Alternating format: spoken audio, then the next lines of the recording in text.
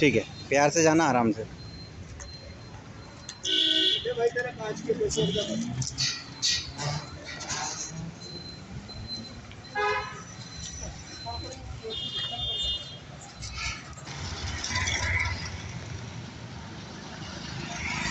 Silent गाड़ी।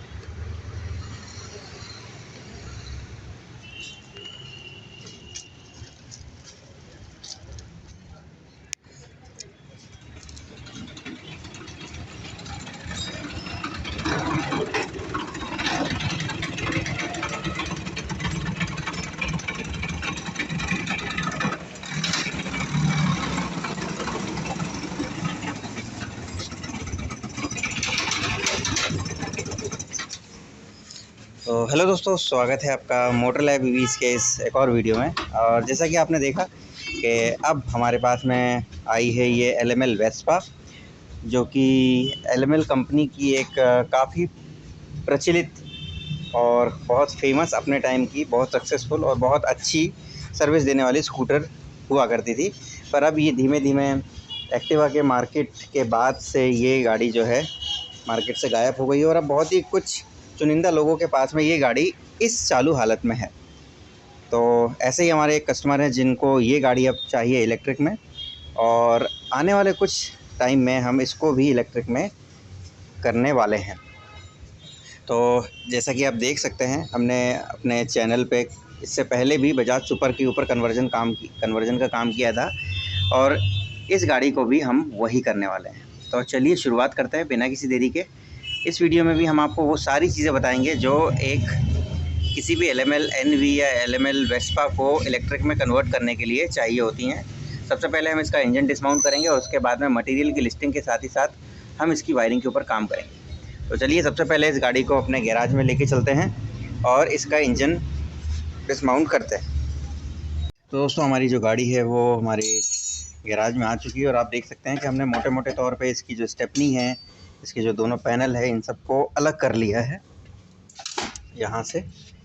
और अब हम इसके इंजन को डिसमाउंट करने के लिए इसका जो इंजन है उसकी केबल, वायरिंग वगैरह और इन सबको भी अब अलग करेंगे। तो देख सकते हैं इसमें 10 इंच का टायर यूज़ होता था, जो अपने टाइम पे काफ़ी बड़ा माना जाता था,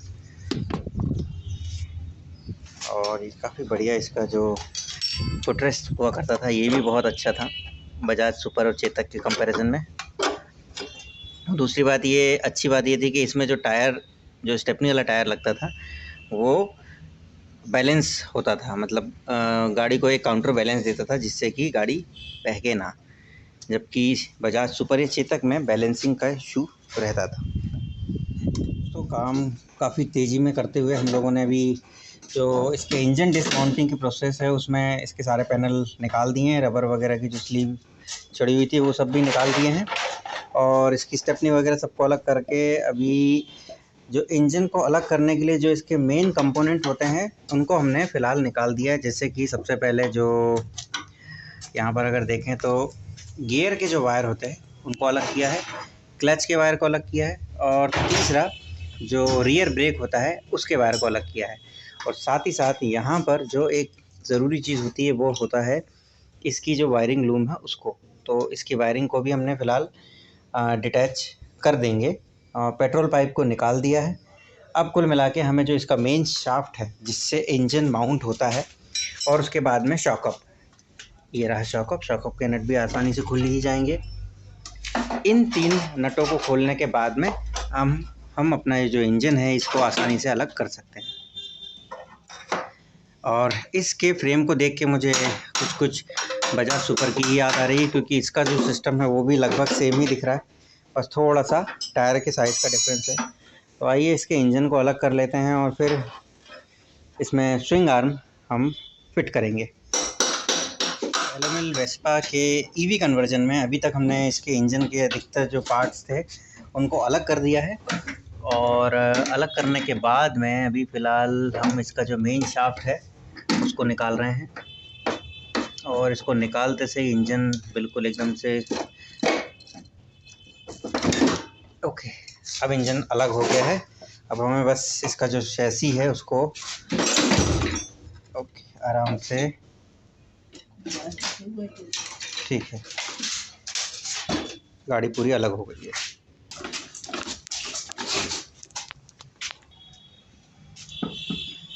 तो गाइस ये इंजन हमने इसका पूरी तरीके से अब अलग कर दिया है और अब ये हमारे पास में इसका फ्रेम आ गया है।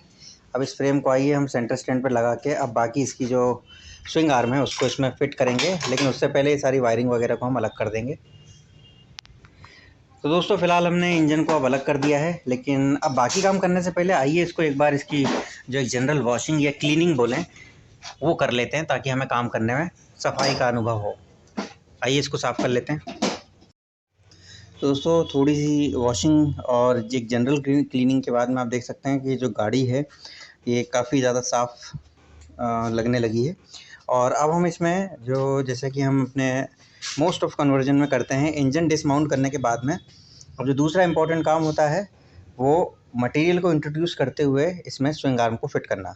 तो आइए, जो हमें श्रेयान इलेक्ट्रिक व्हीकल से जो LML वेस्पा के लिए जो रिकमेंडेड स्विंग आर्म है वो हमने परचेज़ की है, आइए उसको इसमें फ़िट करते हैं। अब तो गाइज़ ये है हमारे पास में जो इस गाड़ी के लिए जो स्विंग आर्म रिकमेंडेड है श्रेयान इलेक्ट्रिक व्हीकल से। अब इसको लगाने से पहले आइए एक बार ज़रा इसको थोरली अपने हिसाब से, हालांकि वहाँ पे तो ऑलरेडी R&D करके वो लोग नाप चुके हैं, लेकिन एक बार हम भी अपने इंजन के जो स्पेसिफिक्स हैं उनके हिसाब से इसकी नापातोली कर लेते हैं। जैसे सबसे पहले हम अगर देखें तो इसकी सेंट्रल शाफ्ट से इसके बुश की जो लंबाई है लगभग 1 फीट है, और अगर हम यहाँ पर देखें तो यहाँ से भी ये लगभग उतनी ही है, 20 से बीच में, ठीक है। अब अगर इसके जो फाउंडेशन बुश हैं उसको अगर हम देखें तो लगभग 8 इंच के हैं, और यहाँ से अगर हम फाउंडेशन का गैप देखें तो ये भी लगभग 8 इंच का है। तो ये 2 स्पेसिफिकेशंस हैं जिनके बेसिस पे हम किसी भी स्विंग आर्म को किसी गाड़ी के फाउंडेशन बुश पे फिक्स कर सकते हैं। और अगर डाई की बात करें तो डाई भी सेम मुझे लग रहा है जो इसका मेन शाफ्ट थी उसके साथ में। अब आइए स्विंग आर्म को फिट करते हैं, लेकिन उससे पहले इस गाड़ी को हमें अपसाइड डाउन यानी कि ऊपर का हिस्सा नीचे और नीचे का हिस्सा ऊपर करना होगा, ताकि हम आसानी से काम कर सकें। तो चलिए कर लेते हैं।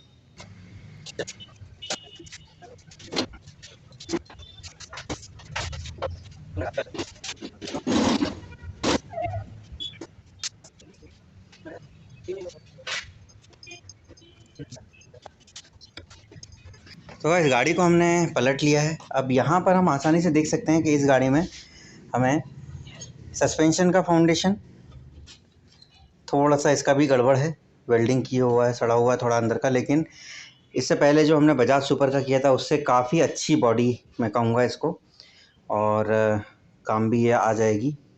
अभी यहाँ का जो फाउंडेशन है ये भी काफ़ी बढ़िया है। और अब हमारे पास में जो स्विंग आर्म है, तो गाइस यहाँ पर आप देख सकते हैं कि ये स्विंग आर्म को जिस तरीके से हम इसमें फ़िट कर देंगे। और सस्पेंशन के लिए हमें इसका जो फाउंडेशन होता है, सस्पेंशन का फाउंडेशन, इसमें 2 नट यहाँ पर हम कसेंगे और 2 नट यहाँ पे, और उसके बीच में हम इसके जो दोनों सस्पेंशन है उसके फाउंडेशन को सेट करेंगे। तो आइए सबसे पहले इसमें शाफ्ट लगा लेते हैं ताकि ये जो स्विंग आर्म है ये फिक्स हो जाए।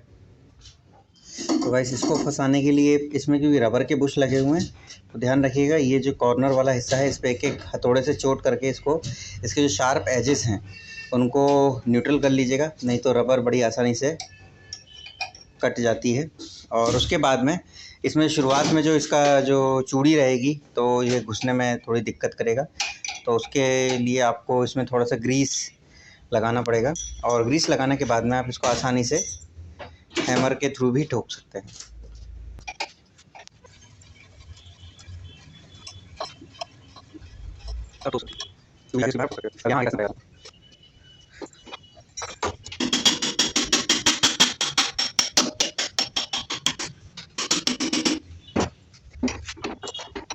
तो दोस्तों हमने अपनी स्विंग आर्म को यहाँ पे माउंट कर लिया है और साथ ही साथ ये जो एक इसका सिंगल सस्पेंशन था उसको भी हमने खोल लिया है। अच्छी बात यह है कि इस वाली स्कूटर में हमें ये खोलने का मौका मिला, क्योंकि पिछली वाली में तो हमें उसमें काटने का मौका था, मतलब काटना ही पड़ा था, खुलना तो था नहीं उसको। तो ये आप देख सकते हैं कि यहाँ पर अब ये रबर की माउंटिंग में ये कसा हुआ था। अब हमें अब आप देख सकते हैं कि ये जो स्विंग आर्म है ये बिल्कुल इसमें इस तरीके से आ रही है, पर ये वाला जो हिस्सा है इसका ये थोड़ा सा यहाँ पे स्टक कर रहा है। कुल मिला के हमें करना ये होगा, अब क्योंकि ये रेट्रोफिट है, एग्जैक्टली कंपनी से फिटेड तो है नहीं है, तो जो चीज़ें थी थोड़ा सा हमें यहाँ पर हमें थोड़ा सा डेंट इसमें मार के इसको ऐसा करना पड़ेगा ताकि ये अंदर भी जाए तब भी दब जाए। हालांकि जो नॉर्मल कंडीशन है उस कंडीशन में भी इस स्विंग आर्म को इससे ज़्यादा नहीं जाना है, ये इतनी लगभग टेढ़ी रहेगी। तो सस्पेंशन के लिए काफ़ी ज़्यादा अच्छी जगह वैसे ही मिल जाएगी, बट प्रॉब्लम ये है कि जब हम यहाँ पे सस्पेंशन लगाएंगे तो उसको भी फर्दर जगह की ज़रूरत पड़ेगी। तो हमें कुल मिला के इसको थोड़ा सा अंदर की तरफ दबाना पड़ेगा। अब आइए इसके बाद में इसके सस्पेंशन की माउंटिंग पे काम कर लेते हैं। इस एलएमएल वेस्पा के ईवी कन्वर्जन में अभी तक हमने इसकी जो स्विंग आर्म थी उसको लगा लिया था, और जो व्हील से जो हब मोटर के वायर आए हैं उनको हमने कंट्रोलर से भी कनेक्ट कर लिया है। ये आप देख सकते हैं, ये हॉल सेंसर के वायर हैं, और यहाँ मेन जो पावर सप्लाई के वायर हैं उनको हमने बाहर निकाल लिया है। ये थ्रॉटल का वायर है। फिलहाल अभी हम इन तीनों से ही मोटर को टेस्ट भर करके देखेंगे कि लगाते समय कोई दूसरा एरर तो नहीं आ गया है। उसके बाद में यहाँ पर हमने जो ब्रेक लीवर था उसमें हमने मोटी वाली एक्टिवा टाइप की केबल लगा दी है, और क्लच को हमने गियर बना दी, ब्रेक वायर बना दिया है। और साथ ही साथ ये जो इसका एक्सीलेटर था पहले, इसको यहाँ पर हमने फिक्स कर दिया है एक स्क्रू लगा के। और अब हमें यहाँ पे ये जो ग्रिप है इसको निकाल के थ्रॉटल को फिक्स करना है। और अभी इसके बाद में अभी केवल हम टेस्ट करेंगे इसको, बाकी सारी चीज़ें, और उसके बाद में कंट्रोलर को परमानेंटली किसी एक तरफ में फिक्स करके यहाँ पर हम बैटरी इंस्टॉल करेंगे लिथियम वाली, जो अभी हमारे पास फ़िलहाल टेस्टिंग के लिए अवेलेबल है। और टेस्टिंग के बाद में फिर इसमें जो पूरा लाइटिंग का जो वर्क है वो इसकी चाबी से हम ऑपरेट करवाएंगे। यहाँ पर इसकी की दी हुई है। अगर ये की प्रॉपर तरीके से काम नहीं कर पाई तो हम दूसरी वाली की का भी यूज़ करेंगे, क्योंकि इसमें हैंडल लॉक तो हो जाता है आसानी से, पर ये ऑन ऑफ के लिए पुरानी जो इग्निशन वाली गाड़ियाँ होती थी उनमें उल्टा सिस्टम आता था कि जैसे हम ऑन करेंगे तो इग्निशन की जो कॉइल है वो शॉर्ट उसका ऑफ हो जाता था। तो जब ये बंद होती थी तब ये इसकी जो वायर हैं, इसमें जो दो वायर हैं वो शॉर्ट बताते थे। तो अब देख सकते हैं कि यहाँ पर दो ही वायर हैं। तो ये जो दो वायर हैं अगर हम इसको चेक करें तो यहाँ पर हमको चाबी ऑन करने पर कनेक्टिविटी नहीं मिलेगी, ऑफ करने पर कनेक्टिविटी मिलेगी।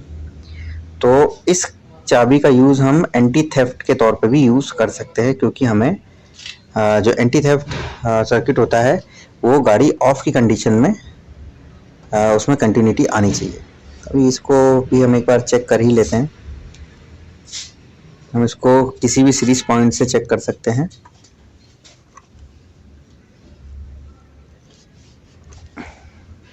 अब मल्टीमीटर का जो बजर वाला फंक्शन है उससे हम इसको चेक कर सकते हैं।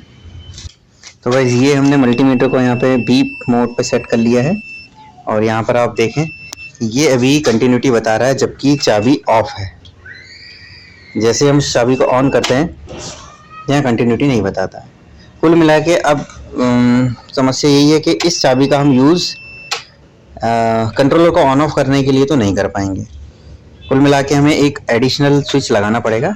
हाँ, इस चाबी का यूज़ हम हैंडल लॉक करने और एंटी थेफ्ट एक्टिवेट करने के लिए ज़रूर कर सकते हैं, है ना।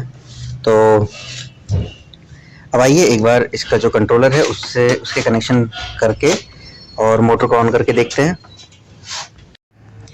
तो गाइस ये देखिए हमने अभी जो टेम्परेरी कनेक्शन थे वो सभी कर दिए हैं।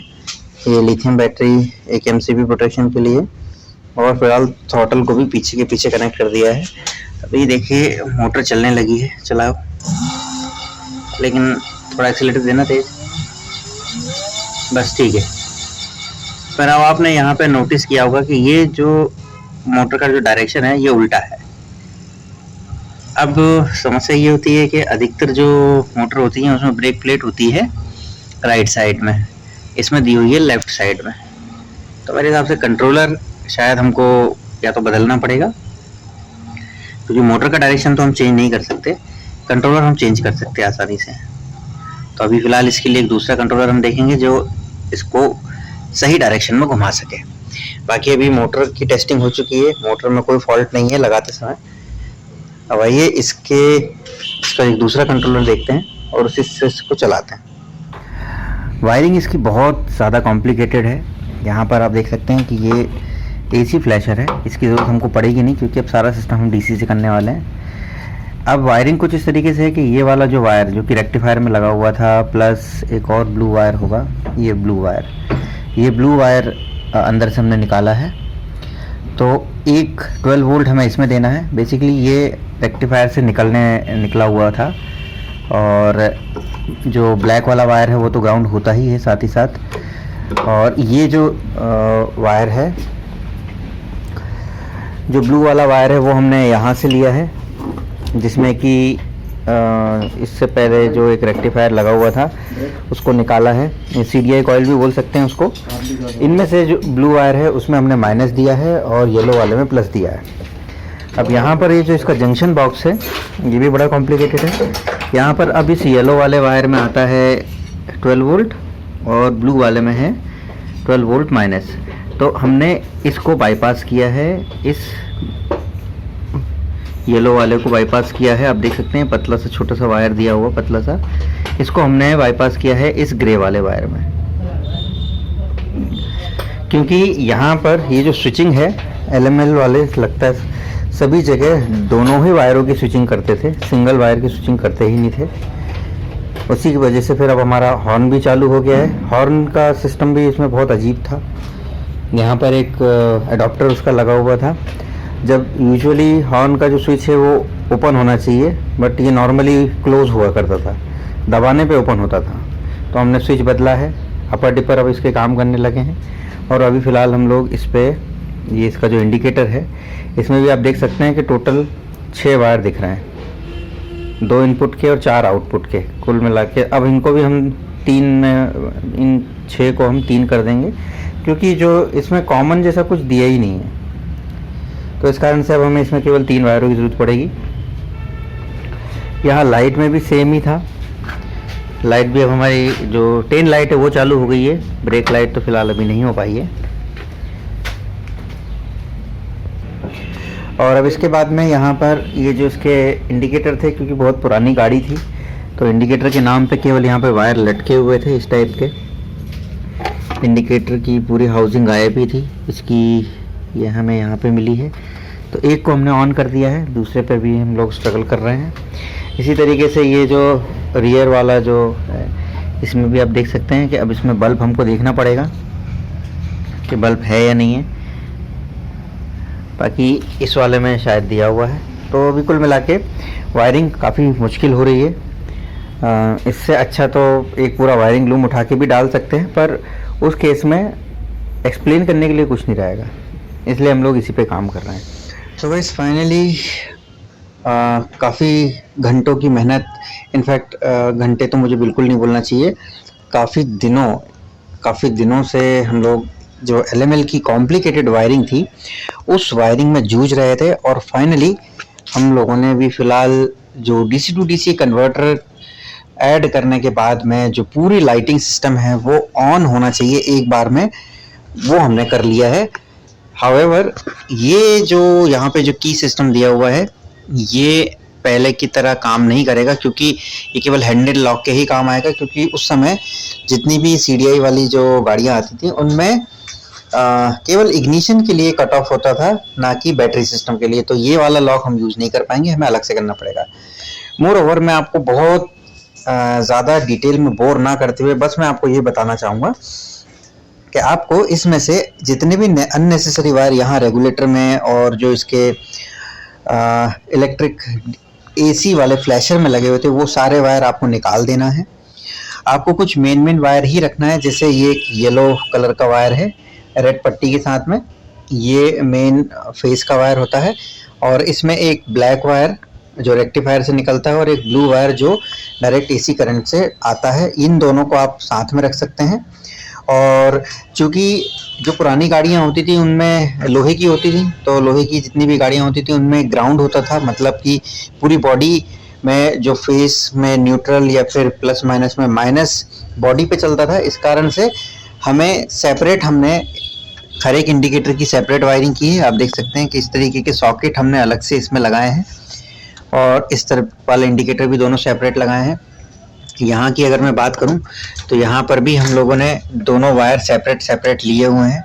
तो आपको बस यही करना होगा ताकि किसी भी तरीके का कन्वर्जन के बाद में शॉर्ट सर्किट जैसी कोई प्रॉब्लम ना हो, और ना ही डीसी टू डीसी कन्वर्टर बार बार उड़े आपके। क्योंकि अगर ग्राउंड है माइनस का तो किसी न किसी कंडीशन में शॉर्ट सर्किट हो ही जाता है। ये मेरा अभी तक का अनुभव है। तो आपको बस करना ये है कि सेपरेट प्लस माइनस के वायर इसमें से भी लेना, 2 वायर लेना है, सेपरेट 2 वायर इसमें लेना है, सेपरेट 3 वायर इसमें से लेना है, मतलब कि एक इसमें कॉमन रहेगा और एक ब्रेक लाइट और एक टेन लाइट का रहेगा। ये 2 wire plus 2 wire plus 3 wire, तो टोटल होगा हमारे 7 वायर।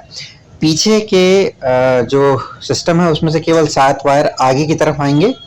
आप चाहें तो अपने हिसाब से इसको एडजस्ट कर सकते हैं। 7 वायर यहाँ पर आ गए हैं। ये बहुत ही कॉम्प्लिकेटेड यहाँ का जंक्शन बॉक्स है। यहाँ पर आप देख सकते हैं कि ये येलो वायर जो आया हुआ था उसको हमने फेज मानते हुए बाकी सारे वायरों को इसमें एडजस्ट कर दिया है। और जो फ्लैशिंग सिस्टम है ये भी हमने डीसी वाला इस्तेमाल किया है। आप देख सकते हैं जैसे यहाँ का जो सबसे ज़्यादा कॉम्प्लिकेटेड सिस्टम होता है वो होता है यहाँ का स्विच। यहाँ के जितने भी स्विच हैं एलएमएल की अगर मैं बात करूँ तो सभी में डबल पोल स्विचिंग होती है। कहने का मतलब है कि सामान्य रूप से अगर हम एक वायर को डायरेक्ट रखें और दूसरे को स्विचिंग से करें तब भी इसमें लाइट ऑपरेट होती है, लेकिन इस गाड़ी में दोनों की स्विचिंग होती थी, ऐसा हमने ऑब्जर्व किया है। तो कई सारे वायरों को हमने बाईपास किया, कई सारे वायरों को डायरेक्ट किया और उसके बाद में स्विचिंग फाइनली हमने इसकी स्टैब्लिश की है। हालांकि ये वाला स्विच हमने खाली टेम्परेरी लगाया है चेक करने के पर्पज से। आप देख सकते हैं कि ये इंडिकेटर ऑन है इसका, और सेम चीज इस तरफ का भी ऑन है। और जैसे ही हम हेडलाइट ऑन करते हैं तो हेडलाइट भी हमारी ऑन हो गई है। अपर डिपर दोनों बराबर से चल रहे हैं। और यहाँ पीछे की अगर बात करें तो पीछे ये इसकी टेल लाइट है, ये इंडिकेटर है। ब्रेक लाइट का जो सिस्टम है वो फिलहाल, क्योंकि हमने नीचे का जो सिस्टम है ब्रेक का ये निकाल दिया है और उसको हम क्लच की जगह पे इंस्टॉल करने वाले हैं, इसलिए हमने एक सेपरेट ब्रेक लाइट के लिए वायर लिया है जो कि ये वाइट वाला वायर है। ये पीछे की तरफ यहाँ से ये वाला वाइट वाला वायर गया है। देखिए, हो सकता है कि आप जिस गाड़ी में काम करें उसमें वायरिंग थोड़ी डिफरेंस रहे। यहाँ पर आपको मोटिव समझना है। मोटिव ये है कि पीछे से केवल आपको 7 वायर आगे की तरफ लेके आना है। वो जो 7 वायर है उनमें से 2 वायर इससे पैरेलल जुड़े हों, 2 वायर इस वाले इंडिकेटर के पैरेलल जुड़े हों, 2 वायर आपके हेडलाइट के साथ में पैरेलल जुड़े हों, और जो एक सिंगल वायर बचेगा ब्रेक लाइट का वो आपको सेपरेट रखना है और ब्रेक सेंसर से जोड़ना है। जैसे ये वाला हमने सेपरेट रखा है, और जैसे ही हम इसको जोड़ते हैं यहाँ पर तो इसकी जो ब्रेक लाइट है वो भी ऑन हो जाती है। मैं आपको एक बार दिखा देता हूँ।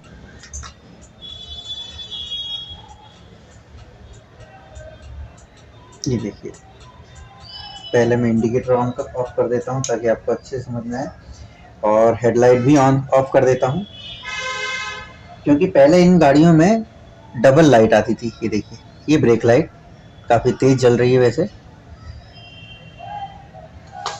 ये ब्रेक लाइट ऊपर की तरफ होती थी इन गाड़ियों में, और टेन लाइट नीचे की तरफ। टेन लाइट से हमेशा नंबर प्लेट पे शाइनिंग आती थी और ब्रेक लाइट काफी ग्लो करती थी। तो मैं इसमें हेडलाइट भी ऑन कर देता हूँ। ये मैंने हेडलाइट ऑन करी तो आप देख सकते हैं कि अब इसकी जो नंबर प्लेट है उस पर भी थोड़ा सा रोशनी आ रही है। तो बेसिकली इस तरीके से आप जस्टिफाई कर सकते हैं ब्रेक लाइट और टेन लाइट को। ओके, इसका जो काफ़ी भारी सिस्टम है पूरा। तो कुल मिला के और हॉर्न भी हमारा चालू हो गया है। हॉर्न का जो स्विच है ये हमने चेंज किया है। पहले वाला जो सिस्टम था उसमें एक रेक्टिफायर लगा हुआ था, उसका जो सिस्टम था वो तो बहुत ही अजीबोगरीब था। उसमें ऐसा कुछ दिया हुआ था कि नॉर्मली जो स्विच है वो ओपन होता है, लेकिन उसमें नॉर्मली क्लोज था, जैसे हम प्रेस करते थे तो क्लोज हो जाता था। तो उसकी वजह से यहाँ पर रेक्टिफायर इसका काम करता था। तो कुल मिला के दोस्तों मेरा अनुभव ये है कि इस गाड़ी की वायरिंग बहुत ज़्यादा कॉम्प्लिकेटेड है। अगर हो सके तो वायरिंग को एक बार पूरे तरीके से निकाल के, जैसे जैसा मैंने आपको एक्सप्लेन किया वैसा सिस्टम कर दीजिएगा, आसानी रहेगी। अदरवाइज बहुत मुश्किल वायरिंग है इसकी करना। एनीवे, तो अब ये जो हमारा लाइटिंग का जो काम है ये ऑलमोस्ट कंप्लीट हो गया है। अब आइए इसका जो कंट्रोलर है वो एक बार लगा के गाड़ी की एक छोटी इनिशियल फंक्शनल टेस्ट राइड लेते हैं, लेकिन वो होगा हमारे अगले पार्ट में। तब तक बने रहिए हमारे साथ में और देखते रहिए मोटर लाइव ईवीज का LML वेस्पा कन्वर्जन। और हाँ, जाने से पहले हमारे चैनल को सब्सक्राइब जरूर कीजिएगा, क्योंकि सब्सक्रिप्शन रेशो जैसा कि मैं आपको बता चुका हूँ काफ़ी कम है, जिसको कि बढ़ना चाहिए, क्योंकि हम लोग डे बाय डे आपके लिए अलग अलग गाड़ियों की, जो पुरानी विंटेज गाड़ियाँ हैं उनकी कन्वर्जन वीडियोस आपके लिए ला रहे हैं। तो उसका थोड़ा सा रिवॉर्ड हमें मिलना चाहिए। अब फाइनली समय आ गया है कि हम इसको कंट्रोलर लगा के सही डायरेक्शन में चेक करें। तो अभी हमने ये कंट्रोलर इसमें लगाया है और कनेक्शन भी प्रॉपर कर दिए हैं, कन्वर्टर को भी लगा दिया है। और अब कुल मिला के अगर देखा जाए तो ये जो स्कूटर है ये चलने लगी है। मैं आपको बताता हूँ, इसमें हल्का सा एक्सीलेटर देना, आगे की तरफ उठा के हल्का, ठीक है, 2 एक्सीलेटर। तो ये आप देख सकते हैं ये सही सीधी डायरेक्शन में घूम रही है और ठीक है। और जो इसकी लाइट फंक्शन है वो भी सब प्रॉपर तरीके से काम कर रहे हैं। अब आइए इसको कस देते हैं और इस गाड़ी की एक छोटी सी टेस्ट ड्राइव लेते हैं। उसके बाद में ये जो गाड़ी है ये जा रही है पेंट होने के लिए, और पेंट होने के बाद में एक इसका फाइनल रिव्यू करेंगे इसकी ओवरऑल परफॉर्मेंस के साथ में। तो चलिए इसको फिक्स कर देते हैं और बैटरी इंस्टॉल करते हैं। तो गाइस फाइनली LML वेस्पा की सभी चीज़ें लगभग कंप्लीट हो गई हैं। अब फाइनल हम जो करने वाले हैं, अब हम इसको जो पेंटिंग शॉप है इसकी वहाँ पे लेके जाएंगे, जो कि हमारे ऑफिस से लगभग 3.5 से 4 किलोमीटर दूर है। तो उसके लिए फ़िलहाल हमने क्या कर रहे हैं, ये टेम्प्रेरी एक ये 4 बैटरियों का सेट है, लेड वाली बैटरियों का, इनको हम लगा रहे हैं।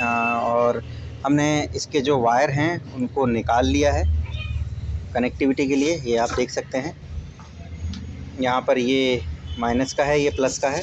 तो हम कुछ इसी तरीके से इसमें वायरों को जोड़ने वाले हैं और फिर इस गाड़ी को इसी तरीके से चला के लेके जाएंगे। तो आइए वाला कनेक्शन कर लेते हैं। आइए अब इसकी जो एक छोटी सी टेस्ट ड्राइव है वो ले चलते हैं। ये आप देख सकते हैं कि हमने जो इसका टेम्प्रेरी बैटरी पैक है वो लगा दिया है। और सबसे पहले हम यहाँ से MCB ऑन कर लेते हैं, क्योंकि अभी अभी हमने बैटरी पैक लगाया है। तो इन गाड़ियों में यहाँ से डिग्गी खुलती थी, ये हमने MCB ऑन की और यहाँ पर आप देख सकते हैं कि अब हमको लगभग 51 वोल्ट के आसपास मिल रहा है, 51.7 वोल्ट। और सारे इंडिकेटर वगैरह सब ओके है।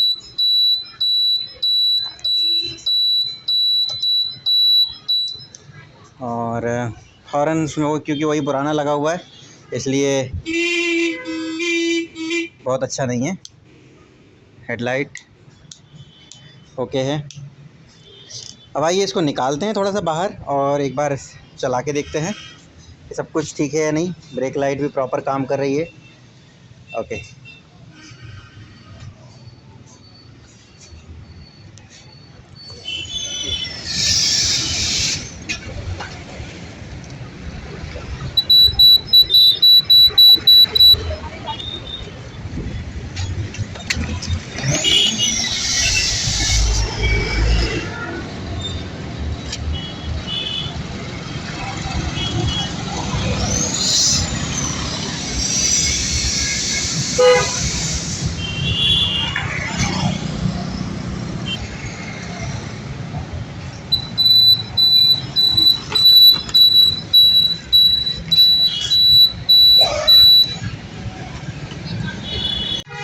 लाइट वाइट ऑन कर लो अच्छे से। ठीक है, प्यार से जाना, आराम से। ये भाई तेरा कांच के पेशर का बना।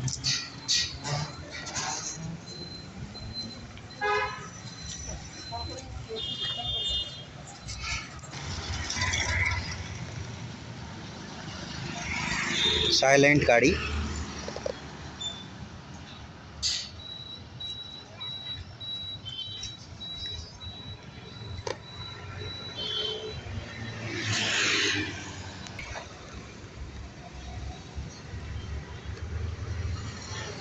तो भाई ये तो थी इसकी एक छोटी सी टेस्ट राइड। मैं उम्मीद करता हूँ ये छोटा सा वीडियो आपको पसंद आया होगा। फिर भी कोई डाउट या क्वेरी हो तो आप बेशक हमारे कमेंट बॉक्स में कमेंट कर सकते हैं। ये एक तरीके से अभी कन्वर्जन के बाद की एक फाइनल वीडियो थी। इसके बाद ये जो गाड़ी है ये पेंट के लिए जाएगी और जो एक फाइनल एक्सप्लेनेशन है इस गाड़ी के माइलेज, पिकअप और जो इसमें मटेरियल हमने यूज़ किया है, इन सब से रिलेटेड एक और वीडियो होगी जिसमें हम डिस्कशन करेंगे। तो बने रहिए हमारे साथ में और देखते रहिए। और हाँ, जाने से पहले हमारे चैनल को सब्सक्राइब ज़रूर कीजिएगा ताकि हम इस तरीके की वीडियो आपके लिए लगातार बनाते रहें। Thank you very much for watching us. जय हिंद, जय Bharat. For more updates, subscribe to our channel, click the show links and enjoy watching the videos.